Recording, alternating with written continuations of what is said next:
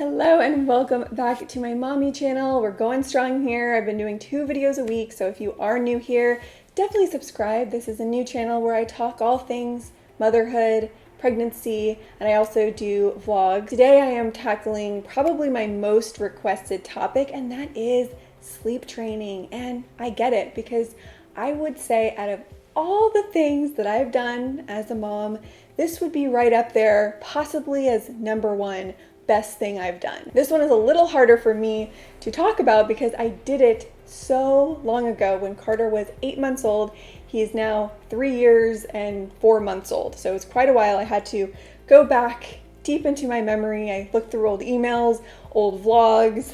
I took notes and then my printer ran out of ink. Now the same disclaimer I have to do on every video. This is just what worked for me. You do not have to do this. If you don't like this method, don't follow it. That's what this channel is all about, okay? I figure things out. Anything that has helped me and has worked, I just want to share it so possibly it could help other people out there. That's the whole goal of this channel. Carter had colic his first 3 to 4 months of life. If you've ever had a baby with colic, you feel for me right now because it was horrible. It was traumatizing. He would cry for like 11, 12 hours a day. He did not sleep. Only on me, so I had to baby wear all the time. It was just a nightmare. Around 4 months old, his colic kind of went away. I think it was related to maybe digestive issues. Thankfully, around 4 months, the colic subsided and he was more like a normal baby. I wouldn't say he was a great sleeper, but he was not a horrible sleeper. He was somewhere in the middle. I was getting by, and by 7 to 8 months old, I would say he would wake maybe 2 to 3 times during the night to nurse. So things were fine. He wasn't sleeping through the night, but he also wasn't up all night, so I was just getting by. Then one day, a friend of mine called me and said, "Brittany, stop what you're doing. You need to sleep train Carter. I just sleep trained my daughter and it's completely changed my life. You need to do this." And I said, "Thanks, but no thanks. I'm good. You know, he's fine. He's just waking up a couple times. It's not a big deal." Then a couple weeks later, she came to stay with us, and I was just mind blown by how well her daughter slept. I mean, she took her naps like clockwork. She slept through the night, and I was like, wait a second, maybe you can tell me about this. So that's how this all came about. I now consider her my hero because that's how dramatic this was. I will say with sleep training, it is one of those things that is easier said than done. In theory, it is simple and it's easy, but in practice, especially, as a mom, it is not the easiest thing to fully implement and stick through.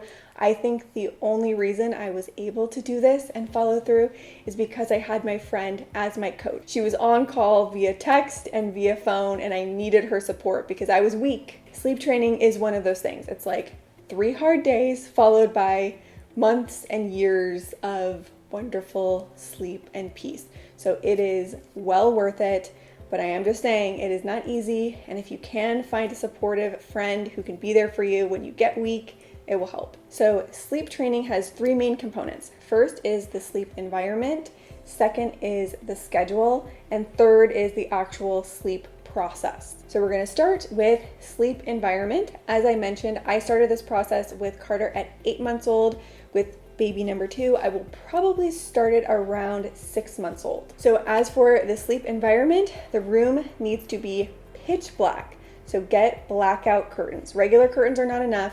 We need pitch black darkness. I think I just found a pair on Amazon. So we got the pitch dark room. It's just going to help build melatonin, help them sleep deeper, sleep better. Second, you want to make sure the room is cool enough. The temperature should be between, say, 68, 72 degrees. You want it nice and cool. Cooler is better. It helps promote sleep. Then you need a sound machine. You can get any sound machine you like, but what I very, very strongly recommend, it's probably one of my top 5 baby products. It's called the Hatch Baby Rest, and it is a sound machine and sleep light that you can use and control with an app.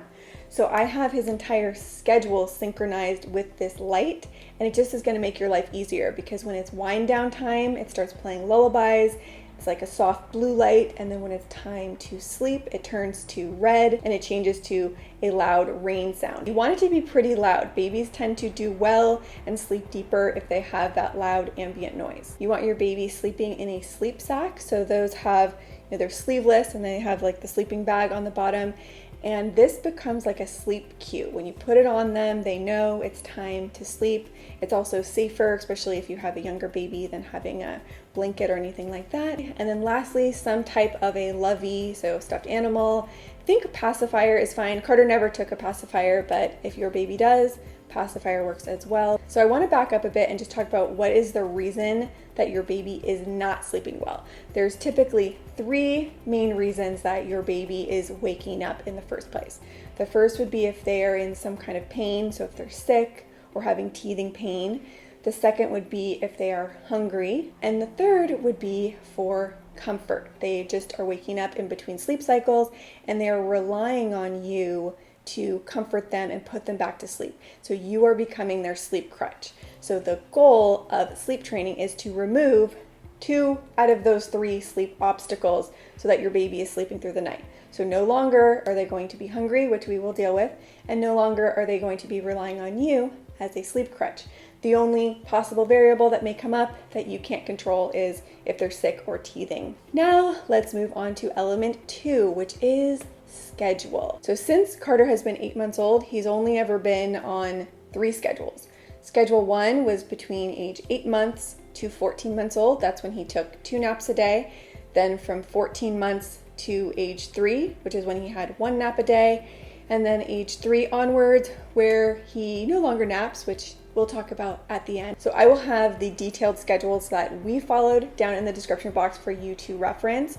But the exact hours and times are not as important as the process of the schedule. And what I would say the overarching important thing about the schedule, especially as you're getting started, is you want to make sure your child is eating enough calories through the daytime, through their waking daytime hours, so that they can make it through the night without being hungry. Because as I mentioned before, in those 3 key variables that are making your baby wake up, right? So being in some type of pain, being hungry, or needing comfort. A big one there is being hungry. So you need to make sure in their schedule that they are eating more during the day so that they can have the calories and make it through the night without needing to eat. So an easy way to remember the schedule I followed with Carter around 8 months all the way through 14 months was the 2-3-4. So he would wake up in the morning, he would be awake for 2 hours, then take a nap, then he would be awake for 3 hours, then take a nap, then he would be awake for 4 hours, and then go to bed at night. Now, once they wake up in the morning, that schedule is eat, play, and then nap. So again, when you're eating, we need to make sure that your baby is eating enough foods. So you want to pay attention to how much they are getting. So at this time, I nursed Carter till he was 18 months old, and it's kind of hard to know with nursing how much they're getting, but I would just keep him on longer. I would make sure he was full. He was having solids by that point, so I was increasing the intake of solids, really trying to maximize his calories he was eating during the day. Of course, you don't want to force feed them, but it is very important that they are getting enough in the daytime. Otherwise, you cannot expect them to be able to make it through the night. So wake up, they're eating, and you're making sure that they are eating enough, that they're eating a good amount every time they are eating. Then is their wake period or playtime. You obviously don't want to overstimulate your baby, but you want to make it engaging. You want them to actually get tired. So do your tummy time, read books, rattle little toys around, whatever you're going to do. And then is time for the naps. And as I mentioned, at 8 months, he was doing 2 naps. So he would wake up at 7 a.m. and then doing the 2-3-4 schedule. 2 hours later, his first nap was at 9 a.m. His naps would range between 1.5 to 2 hours. And when we get into phase 3 about how the actual sleep process works and getting them to sleep and stay asleep, you will understand how I got him to actually nap. Now we're getting to the good stuff. How do you actually get them to sleep? So this would be phase 3, the actual sleep routine. So the most important thing in sleep training is to get nighttime sleep down first. The naps are more difficult. They can take more time to get down, but the nighttime sleep is where you want to start. It's where you want to focus.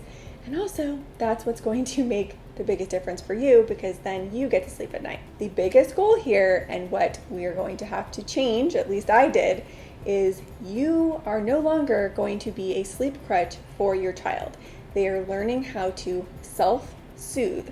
So when they do wake up between sleep cycles, which is totally normal, we do it as adults too. You wake up naturally at various points in the night. Instead of them having to cry and get mommy or daddy to put them back to sleep, they wake up, move around, and they can soothe themselves back to sleep without you. That is the goal. That's what we want. So we need to remove as many sleep crutches as possible. And we have to train them to learn how to self-soothe, because that is not something maybe they already know how to do on their own. Carter certainly didn't, but they will learn, and they will learn quickly. Before your bedtime, you do want a very solid, predictable bedtime routine. So in our case, it was bath, books, feed, but not feeding them to sleep, okay? That's very important, because that becomes the sleep crutch, and they rely on you to nurse them back to sleep. Then they put on their sleep suit, you sing a song, then you put them in their bed, drowsy but awake. You are not rocking them to sleep, you are not nursing them to sleep, you are not singing them to sleep. You are putting them in their bed, drowsy but awake. Then you have your little sleep phrase that you say, okay, it's time for bed, mommy loves you, give them a little pat on the back, and you leave the room. Now this is the part that most people just cannot do. They cannot stand to hear their baby crying for even a minute. And trust me, I get it, because that was me. I don't think I had ever let Carter cry for more than a minute.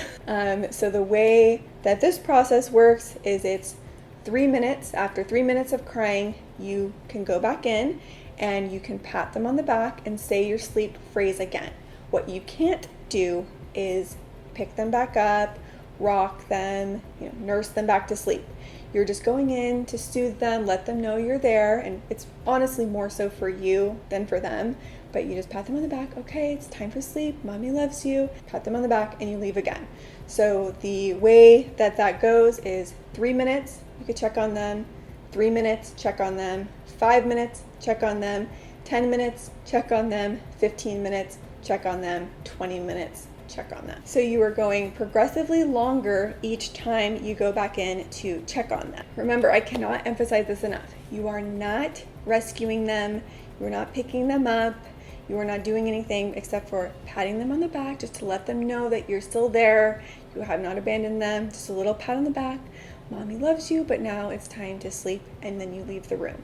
So that they learn they have to put themselves back to sleep. They cannot rely on you. So it's a hard lesson to learn, and this is where, I don't know if I honestly could have done it without my friend who was literally on call. I'm like, no, I can't do it. I need to get him. He's suffering. He's hungry, whatever. She's like, no, stay strong. It's really just 1 or 2 hard nights that they have to learn. Remember, guys, we're not leaving them in there crying for hours and hours and hours. You're still able to go in and check on them, pat them on the back, let them know you're there, but you're not soothing them to sleep, because that is what we are trying to learn for them to get away from. And remember, during the schedule, and the big thing during the day that we change is we're making sure that they're really eating enough during the day so that they're not waking up because they're hungry. So that right there is the hardest part of the process, is those 3 minutes that they're crying, those 5 minutes that they're crying, and you have to hear it, because every second feels like an hour. It really does. I would say the first night he finally went to bed within maybe 15-20 minutes, which if you would have asked me felt like 2 hours, but it was really just 20 minutes. Eventually they will fall asleep, and you know that they are fine. You know that they're fed, you know that they're comfortable, you know that everything's okay. They're just crying because they want you to put them to sleep. So they're going to learn very quickly that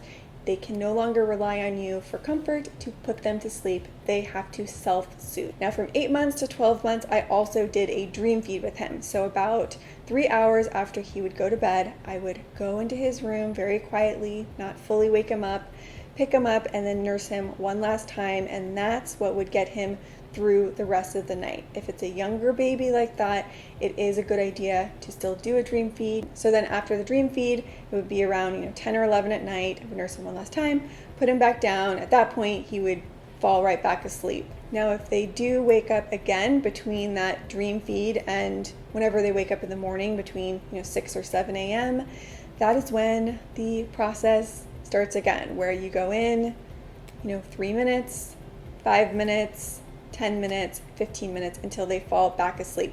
But you're just going in, you're patting their back, and you're leaving. You can do this if you have the confidence and you know that they are well fed and that they've had enough calories and they're not waking up because they are in serious need and that they are hungry. That's kind of the key switch that has to flip, knowing that they have the calories they need. So the reason they're waking up is because they just want the comfort, and that is what we are training. So I believe the first night it took him about 20 minutes to initially fall asleep. I did the dream feed, and then he woke up around like 3:30 or 4, which is when he would normally wake up out of habit to nurse again. And then I had to do that process. So 3 minutes, 5 minutes, and by the 10-minute mark, he was asleep again. He put himself back to sleep.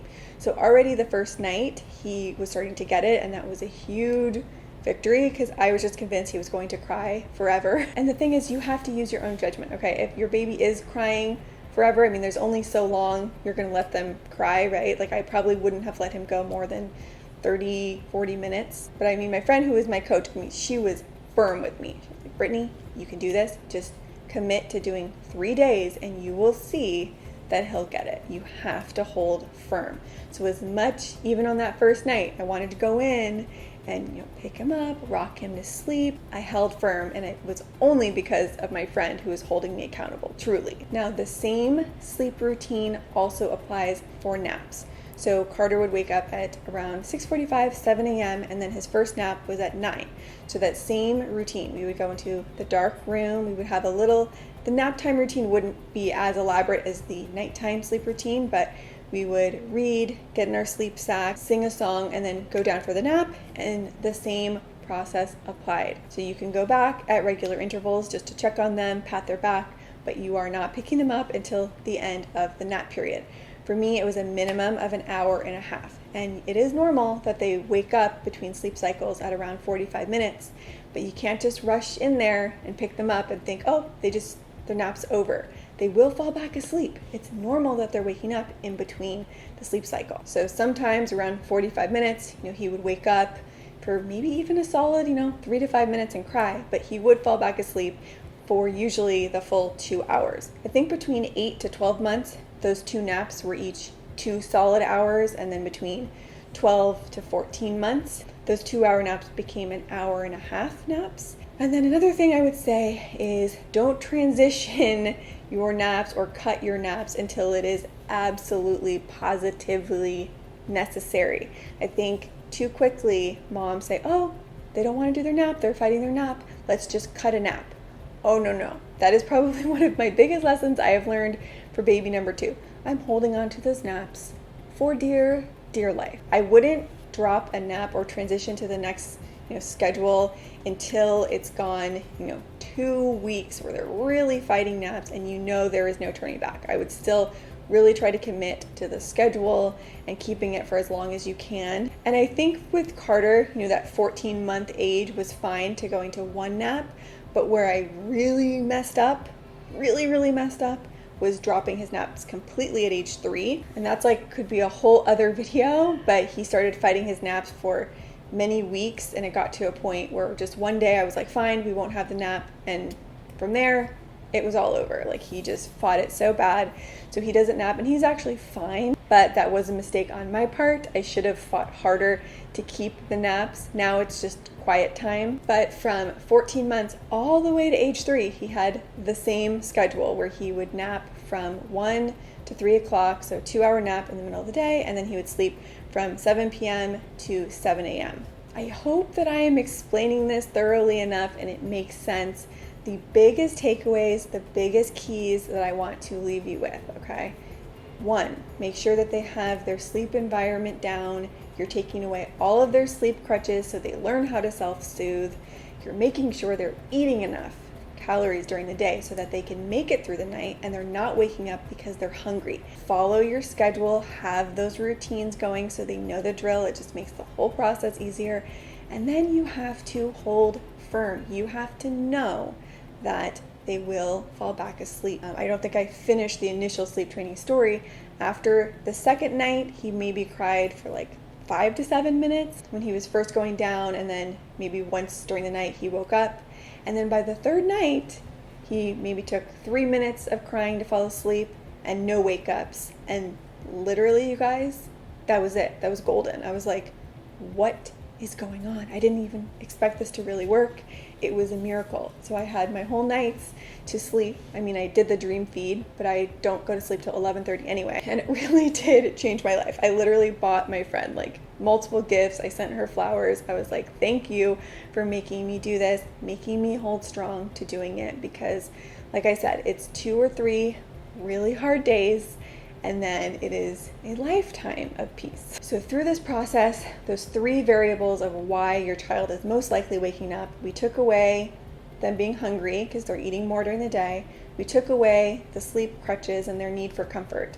Now the last variable, this is where I see other people kind of fall flat, is that they say, oh, maybe they're sick, maybe they're in pain. If they're teething, if they are sick, you can give them a little bit of Tylenol or whatever medicine you give them, and then just continue on with the routine. So that was my experience, even though in reality, it was very minimal crying. It was very, very difficult to do. And if you're a mom, you will understand it is not easy to follow through with this. That is the hardest part. It's almost like a diet, right? Like it sounds very simple. I just have to eat these foods and none of the bad foods. But in reality, it's hard to implement. So this is something I will fully acknowledge. It is hard to implement. If you can find an accountability friend or a coach, do that. Or if you need to hire an actual sleep coach, I'm sure there are going to be a lot of questions, and I don't know how many I will be able to answer because I can only just speak from my experience, and it ended up going pretty smoothly. And Carter, literally since then, since the 8 months old, he's been my dream sleeper. It's not going to be an easy 3 days, but it is so well worth it. And I really mean it when I say it is probably one of the best, if not the best things that I did as a mom, because once I was able to sleep, I mean, it's a game changer. It changes your entire life. I will be doing this again, which is why I'm glad I made this video, because it's a good refresher for myself, because I have to go through this whole process again with baby number 2. So that is it. Thank you so much for watching. Please give this a thumbs up if you found it informative and you got something from it. Also, don't forget to subscribe, especially if you're watching all the way to the end. With all that said, I will see you guys soon with a new video.